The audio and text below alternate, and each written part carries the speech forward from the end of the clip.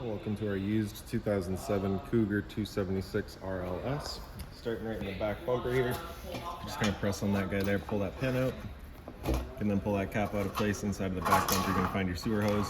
Take note of those two ears in the adapter here. It's all be hooking it up to your sewer system. The hose itself, about 20 feet long, and we're just keeping it stored in the bumper back here to help keep any sort of stench out of the unit and keep things that bit fresher.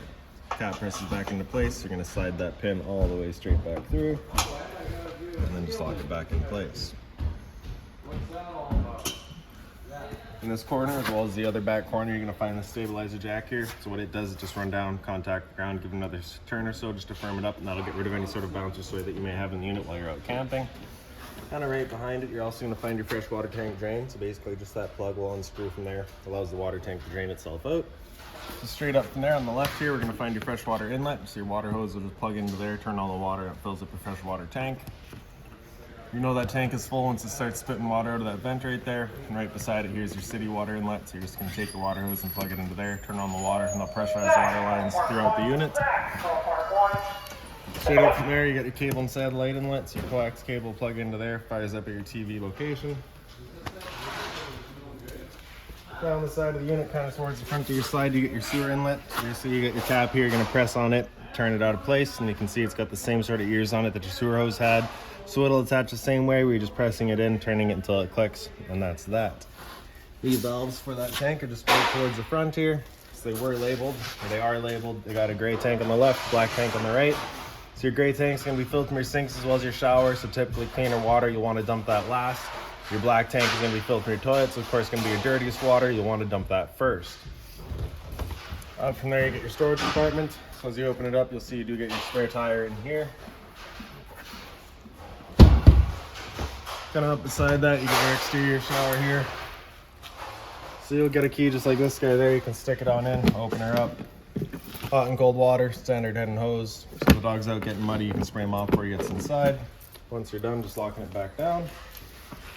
Now right in here would be your propane compartment. So this customer's got their own propane tanks at home, I believe. So this is basically where you'll be finding it. Just hooks right in. Around front, you can get your little service light up here so you can see what you're doing. Right beside that, you get your landing gear control. So you got extend, retract, docking lights in the bottom. Turn that switch on, turns on your kind of little lights across the front there. Your compartment just opens on up here. You get the little thumb latch on the top, holds it open. Inside of here is basically just open storage as well as access to your battery. This little vent up there is just a vent for your battery, so you just kind of make sure it's not blocked off. On the other side of the unit, you got the other propane compartments here. So inside of here is where you're going to find your changeover. So you can see basically you got the arrow right here. If you have it pointed over to the left, it's running off of whatever tank would be in here. Running it over to the right, it's going to run off of the tank on the other side. Manual awning. So you're going to find the little rod for it right in here. So as you open it up, you get the little thumb latch on the right side. This right here is the rod for the awning. So basically what you'd be doing is you'd be pulling this little lever there down, and then you'd be grabbing this center piece here. Then you'd pull it straight on out. The awning will then pull out with it. You do have the little arm locks on the side here, so you just want to make sure those are undone. Lock them back up once you are done. Inside here, you're also going to find a little light. So it's just got its own switch right there.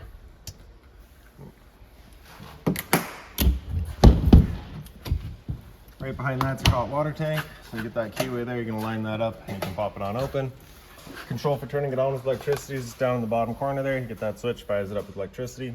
Turning it on with propane is just a switch inside of the unit. So before we get inside there and we'll turn it on, what we would do is just hit this relief valve right here.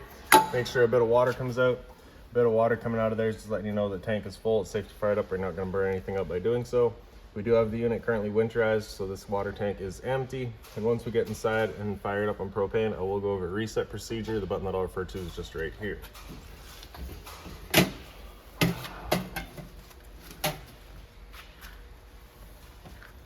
So once you're done, after the hot water tank there, you just get your fridge here. So it's just a vent, nothing really back there for you to worry about. It's just a service port.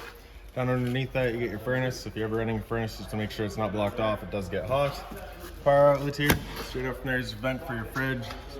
Sorry, for your stove.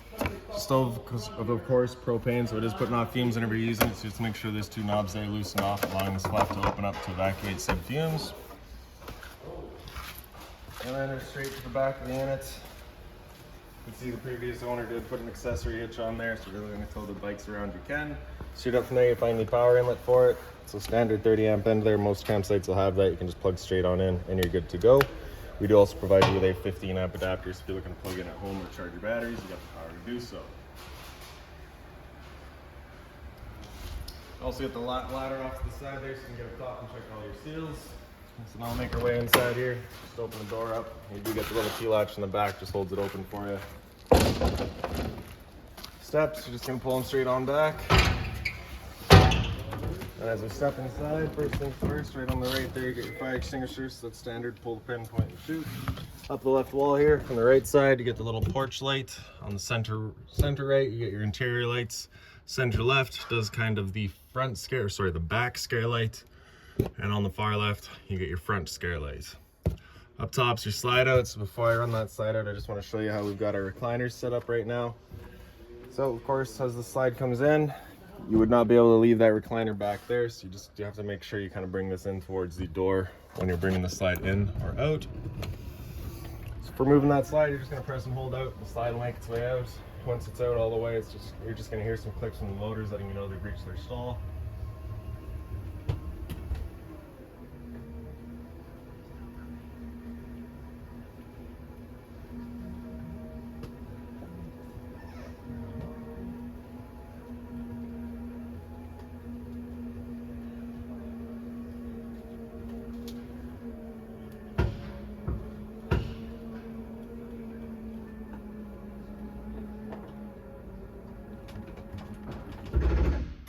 Go.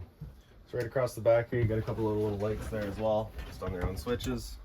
Right up above that, you get some open storage.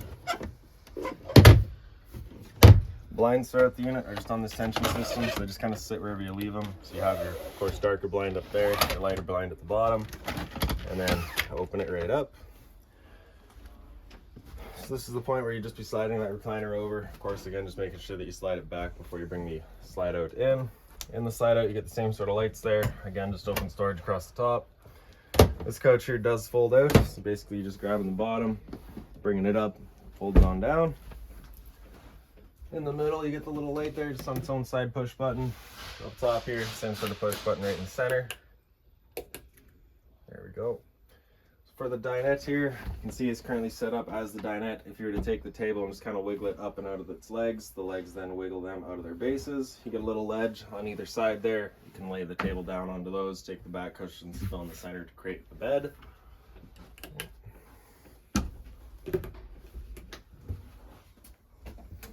And in the kitchen here, right up top, you get some kind of open storage. It is accessible from the other side as well. Inside of here, you're gonna find this binder. It's got all of your owner's manuals, any keys, any remotes, anything like that, you'll find right in there.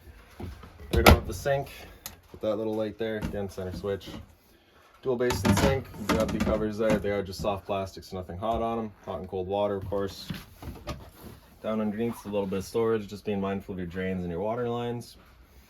To the right side of that, you can see you get kind of your little extension there. As you pop that up, it just kind of locks into place. Then you can hit the little unlatches there and it swings back down. Right down underneath it, you're going to find your LP detector. Propane's heavier than air. It sits on the floor. That guy detects it and starts going off just like a smoke detector would. Smoke detector's right above my head. I forgot to get a battery before we got started, so I'll have to do that once we're done here. Above the microwave, you get a little bit of a storage space there. The microwave itself is pretty standard, just like home. Down underneath that, you get your range vent. So that's that fan that you want turned on with that flap outside opened up.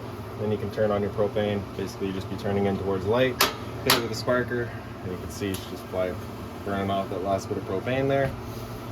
Stove is pretty much the same thing. You're going to open it up, press that in towards pilot, grab a lighter, you light the pilot light in the back. Once you get the pilot light going, you hold the knob for another couple of seconds. The flame will then hold itself. You can release the knob, turn up to your desired temperature, and it would fire right up. Once you're done, just turning it back down to pilot. We'll hold just the pilot light for you. But if you're traveling, you just want to make sure it's right off. Right beside the stove, you get your monitor panel. So on the bottom left there, you get your water heater. So as you turn that switch on, it turns on your water heater. Water heater is going to try to light up 3 times. If after the 3rd try it hasn't fired up, it's just going to give you a little check light right in the center there. So if you were to get that check light,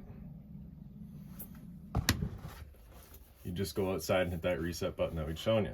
Sat right here, you can hear the click of the igniter and the whir of the flame, so we know that tank is good. On the right side there, you get your water pump switch. So as you turn that on, turns on your water pump, drawing out of your fresh tank to pressurize your lines. Above that, you can see you got your monitor panel. So battery in the bottom corner here, so you can see we're currently fair. So as that battery charges up, it'll go to a good and then show you your charging. You got your fresh right above that, so as you fill that up, we'll go to a 1/3, 2/3 and full. Same idea for your black, your gray, and your galley. Your galley tank is going to be for, actually I don't believe your galley tank's hooked up in this unit. I'm pretty sure you just have the one gray tank. Down underneath the stove, you do have your converter. So as you kind of pull on the top there, you can open it up. You get all of your breakers in the middle there. Whenever a breaker breaks, it sits in the center, so just turn it off and then back on to reset it.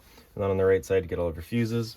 Whenever a fuse pops, you'll get a little red LED right beside it, letting you know exactly which one went. Right beside that's kind of the return air for your furnace. So again, you just want to make sure it's not blocked off if you're ever running it. For the fridge here, controls in the top left. That button in towards flush, that's it turned on. The button on the right towards flush, that's it running into auto. Auto is first going to look for AC power. If AC power is taken away, it'll automatically flip over to gas. If you're out boondocking and you want it running solely on gas, you're going to have that button come out over flush and it'll run just on gas. If you're going to get that check light there, it's just letting you know it hasn't fired up. At that point, just off and back on to reset it. Our freezer up top, fridge down below. And over top of the fridge is a bit more storage there. Also above our heads, you do have a roof vent there, so you can just kind of open that up and circulate some fresh air. A bit more storage space, pantry space, I guess. And right above our heads is that smoke detector that needs a battery. Your entertainment area here, so you have the storage up top.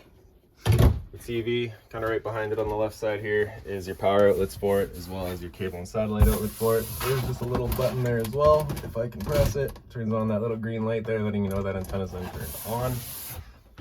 Down underneath, get a bit more storage there again. Stereo in the center, pretty straightforward, nice and simple.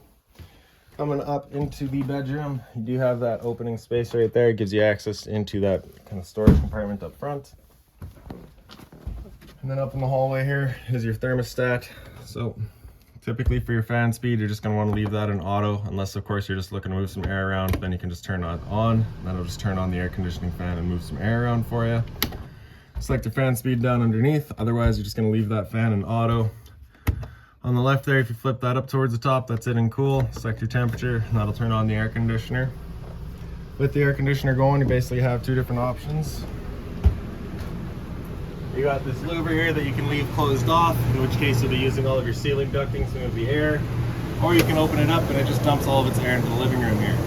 When you first get out to your campsite, you want that open, cool off this air as quickly as possible, then you can close it off and start moving the air throughout. So once you're done with that, you just flip it down to off. Now we'll turn on the furnace. So we'll just slide that slider down, that'll turn on the furnace. Furnace will be moving its air through all of our floor registers that you got throughout the units.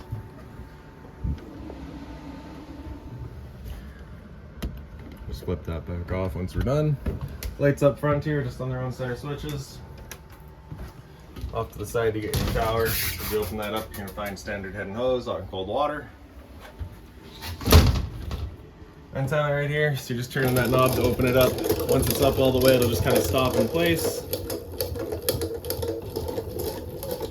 There we go. Then you can pull down on this, kind of turn it around, looking for your best signal. Wherever you find it, you can leave it right there.